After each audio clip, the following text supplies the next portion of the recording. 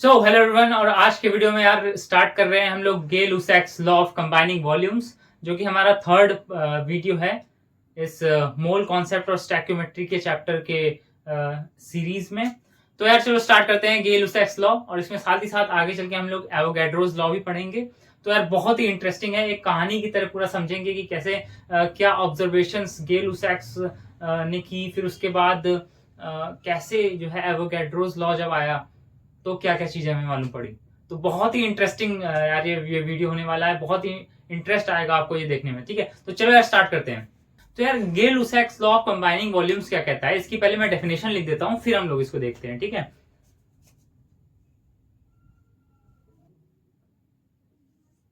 तो यार डेफिनेशन अगर हम देखें तो ये कहती है कि whenever gases react they combine in simple whole number volume ratios provided all gas volumes are measured at same temperature and pressure. तो देखो यार डेफिनेशन तो हमने ये पढ़ी है। तो देखो डेफिनेशन कहना क्या चाह रही है कि जब दो गैसेस रिएक्ट करती है, तो गे-लुसैक्स ने क्या किया, बेसिकली इन्होंने कई सारे एक्सपेरिमेंट्स किए, और जब गैसेस रिएक्ट कर रही थी तो एक पैटर्न ऑब्जर्व किया। जैसे कि देखो, for example hydrogen, 2 litres of hydrogen और 1 लीटर ऑफ ऑक्सीजन रिएक्ट कर रही हैं। मतलब ये जो इनका रेशियो है ना, ये सिंपल होल नंबर रेशियो है, मतलब 2:1 के रेशियो में रिएक्ट कर रही हैं। इसी तरह जब नाइट्रोजन और हाइड्रोजन का रिएक्शन देखा, नाइट्रोजन गैस और हाइड्रोजन गैस रिएक्ट करके अमोनिया गैस बना रही हैं, तो उनका भी यही देखा उन्होंने कि जो नाइट्रोजन है, जैसे नाइट्रोजन 1:3 के रेशियो में, नाइट्रोजन और हाइड्रोजन 1:3 के रेशियो में, यानी कि सिंपल होल नंबर के रेशियो में रिएक्ट कर रहे हैं। जैसे कि यहाँ पर आप देखोगे कि हाइड्रोजन और ऑक्सीजन जब रिएक्ट कर रहे थे तो ये रिएक्ट कर रहे थे अपना 2:1 के रेशियो में। इसी तरह नाइट्रोजन जब आपने देखा नाइट्रोजन और हाइड्रोजन को, तो ये जो है रिएक्ट कर रहे थे अपना हाँ, नाइट्रोजन 1:3 के रेशियो में रिएक्ट कर रहे थे, तो 1:3 के रेशियो में यहाँ पर। तो ये जो है ना सिंपल होल नंबर रेशियो, हर बार उनको मिला कि सिंपल होल नंबर रेशियोज में रिएक्ट कर रहे हैं। कभी उनको ऐसा नहीं दिखा कि, ऐसा पैटर्न नहीं दिखा कि 1.567 इज टू 2.678, ऐसा कोई रेशियो नहीं दिखा कि इतने litre of one gas reacting with इतने litre of two gas two, ऐसा नहीं दिखा। मतलब सिंपल होल नंबर रेशियो ही दिखा हर बार। तो यहां पर बात समझ आ रही है कि गे-लुसैक ने क्या ऑब्जर्व किया, यही ऑब्जर्व किया कई सारे एक्सपेरिमेंट्स करके कि जब गैसेस रिएक्ट करती हैं, when gases react they do so in volumes, मतलब वो वॉल्यूम्स में सिंपल होल नंबर के रेशियो में हर बार रिएक्ट कर रही हैं। तो ये एक पैटर्न उनको ऑब्जर्व हुआ, बट वो उसको एक्सप्लेन नहीं कर पाए कि ऐसा हो क्यों रहा है कि वो सिंपल होल नंबर्स के रेशियो में ही रिएक्ट कर रहे हैं, 2:1, 1:3 और सिंपल होल नंबर 1:5:3 ऐसे करके। ठीक है, अब जैसे यहाँ पे अमोनिया फॉर्म होगी तो वो फॉर्म होगी, जैसे मान लो 2 लीटर, ठीक है, तो रेशियो बन रहा है 1:3:2। तो सिंपल होल नंबर्स का रेशियो है, आप समझ रहे हो, होल नंबर्स मतलब सिंपल नंबर्स 1, 3, 2 ऐसे होल नंबर्स 0 से स्टार्ट होते हैं। ठीक है, और ये जो है फ्रैक्शन है, ऐसा कुछ नहीं आ रहा, सिंपल होल नंबर आ रहा है। सिंपल होल नंबर यहाँ पर ये है, देखो सिंपल होल नंबर। तो यहां तक हम समझ गए गे-लुसैक्स लॉ।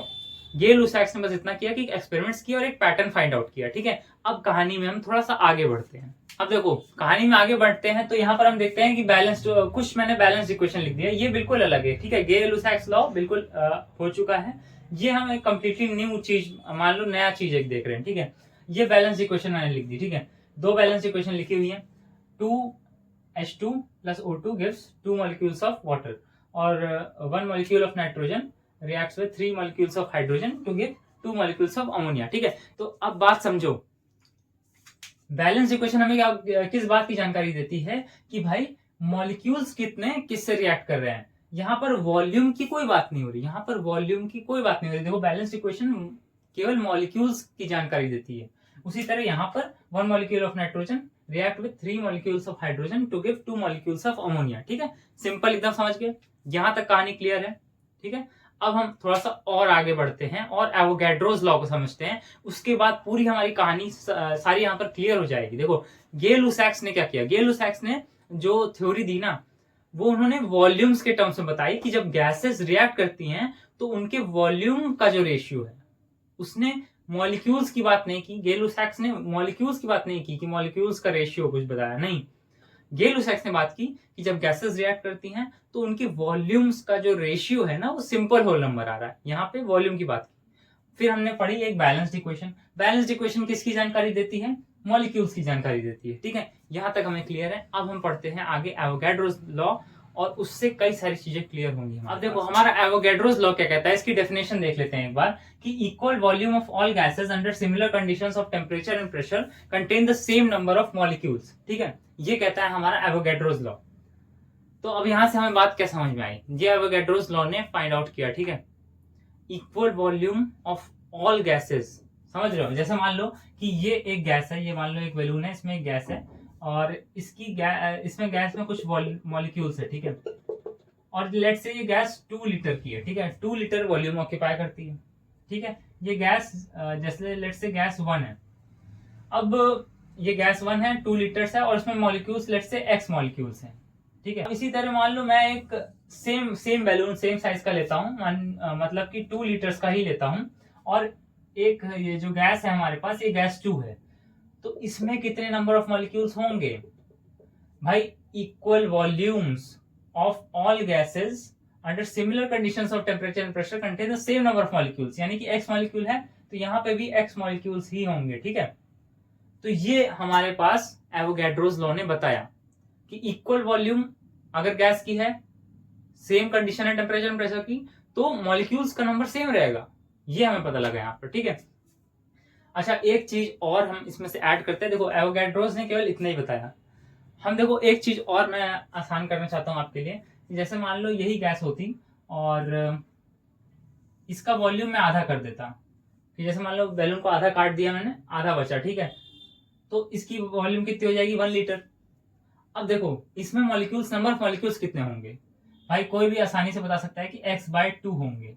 अच्छा थोड़ा सा इसको समझना है कि क्यों x/2 होंगे। तो इसलिए होंगे कि देखो ये जो गैस थी यूनिफॉर्मली डिस्ट्रीब्यूटेड थी पूरे बैलून में। ऐसा तो नहीं है कि इस बैलून के इस वाले पार्ट में ज्यादा मॉलिक्यूल्स आ गए और उधर कम आ गए, ऐसा नहीं हो रहा है। पूरे में डिस्ट्रीब्यूटेड है मॉलिक्यूल्स। वैसे आधा काट दिया तो 1 लीटर कर दिया मान लो इसकी वॉल्यूम, तो उसमें भाई सीधी सी बात है, ठीक है, सीधी सी बात है कि x/2 मॉलिक्यूल्स आएंगे। ठीक है, तो यहाँ पर हम ये समझ गए। ठीक है, इतना एवोगैड्रो ने बताया हमें कि से डिफरेंट गैसेस हैं, कोई बात नहीं, same volume of gases at similar conditions of temperature and pressure will contain the same number of molecules. और वॉल्यूम आधी कर दी तो मॉलिक्यूल्स भी आधे हो जाएंगे। ये हमने अपने दिमाग से समझ लिया। ठीक है, यहां तक हमने समझ लिया। अब देखो असली चीजें आपको पता लगनी चालू होंगी, जो हमने पहले पढ़ा, Gay-Lussac's law of combining volumes, फिर बैलेंस्ड इक्वेशन से जो जानकारी निकाली हमने, उन दोनों को हम जोड़ेंगे इससे। देखो गे-लुसैक्स लॉ किसकी बात कर रहा था? वॉल्यूम्स की बात कर रहा था। कंबाइनिंग वॉल्यूम्स का जो रेशियो है उसकी बात कर रहा था। अच्छा बैलेंस्ड इक्वेशन किसकी बात कर रही थी? मॉलिक्यूल्स की बात कर रही थी।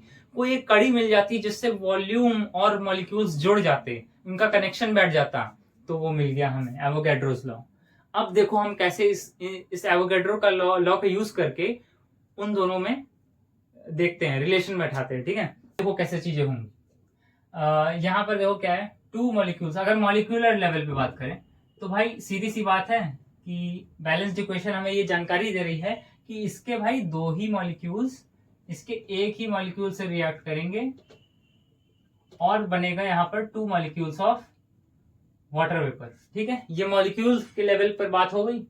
अब इसके बाद इतना तो हमें बैलेंस इक्वेशन से पता लग गया। ठीक है, अच्छा गे-लुसैक्स ने जब अपनी एक्सपेरिमेंट्स किए ना, बहुत सारे एक्सपेरिमेंट्स किए, तो उन्होंने क्या फाइंड आउट किया कि भाई जब हाइड्रोजन और ऑक्सीजन वॉल्यूम्स में किस रेशियो में रिएक्ट करते हैं, वॉल्यूम्स के लेवल पर किस रेशियो में रिएक्ट करते हैं, तो उन्होंने रेशियो फाइंड आउट किया 2:1 के रेशियो में रिएक्ट करते हैं। ठीक है, हमेशा यही रेशियो फाइंड आउट किया।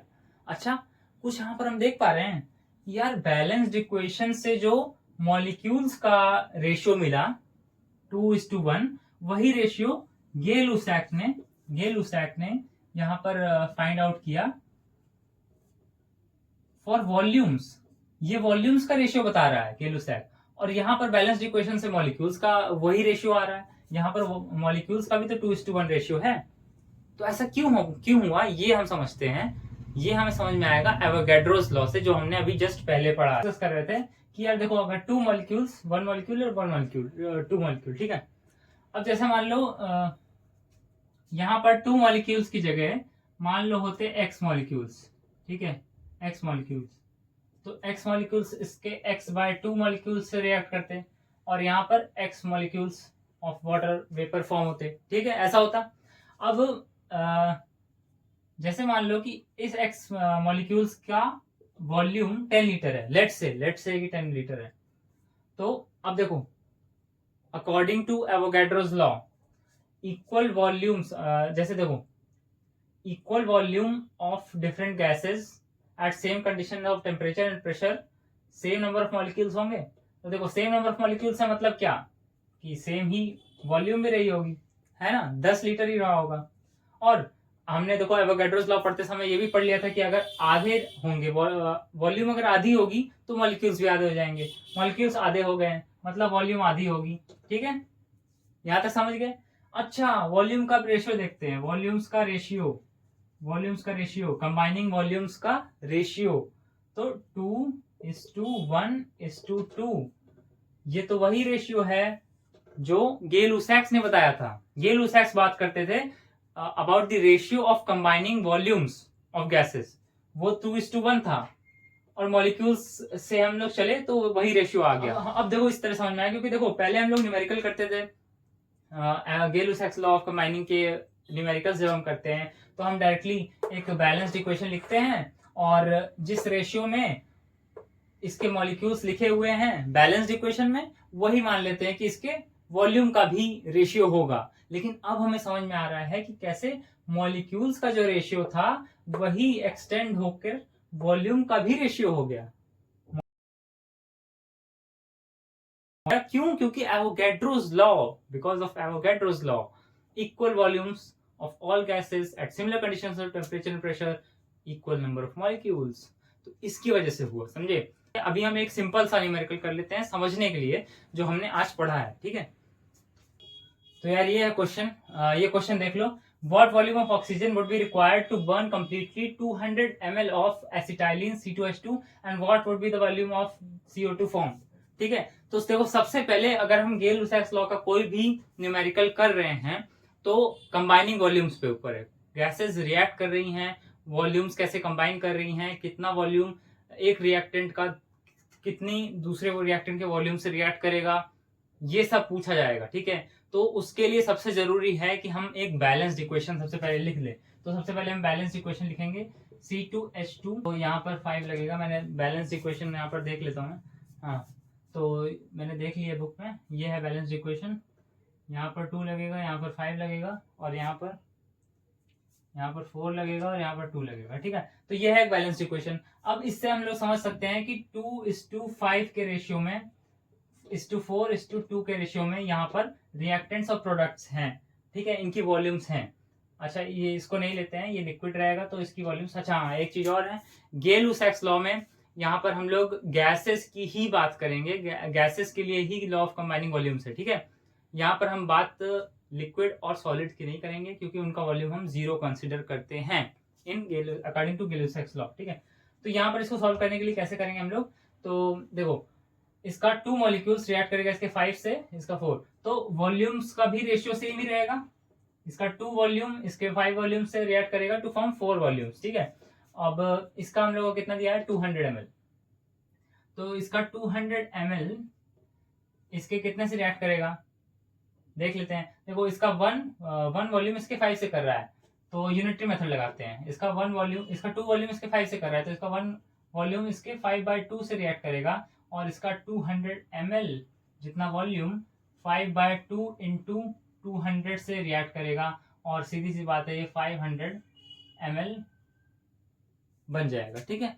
तो 500 ml of oxygen would be required, and यहाँ पर देखो डबल हो रहा है, कार्बन डाइऑक्साइड कितना होगा, डबल होगा 2 से 4, ठीक है। तो 2 वॉल्यूम्स इसका 4 वॉल्यूम बना रहा है, मतलब डबल बना रहा है, तो 200 ml ऑफ एसिटाइलिन है तो डबल हो जाएगा, मतलब 400 ml of CO2 would be formed, ठीक है। तो यहाँ पर एक सिंपल सा न्यूमेरिकल था जो कि हमने सॉल्व कर लिया है, और क्यों हम सॉल्व कर पाए, क्योंकि बैलेंस्ड इक्वेशन लिखी, उसमें से जो मॉलिक्यूल्स का जो रेशियो था वही वॉल्यूम्स का रेशियो बन गया।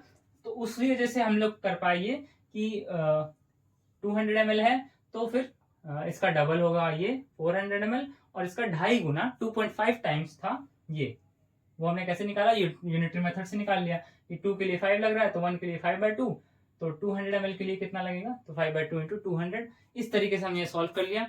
तो यार ये था पूरा वीडियो जिसमें हम लोग गे-लुसाक्स लॉ ऑफ कंबाइनिंग वॉल्यूम से स्टार्ट किए, फिर हम और चीजें पढ़े, फिर एवोगैड्रोस लॉ ने कैसे हेल्प की ये पढ़े, और फाइनली उन सब की मदद से हम कैसे ये न्यूमेरिकल सॉल्व कर पाए ये हमने देखा। ठीक है, this was the entire video. तो यार वीडियो कैसा लगा प्लीज बताना, और उसके बाद नेक्स्ट हम लोग टॉपिक कवर करेंगे। इसके बाद हम लोग कुछ न्यूमेरिकल्स और करेंगे इस चैप्टर पे, इस कॉन्सेप्ट पे। ठीक है, तो टिल देन बाय बाय।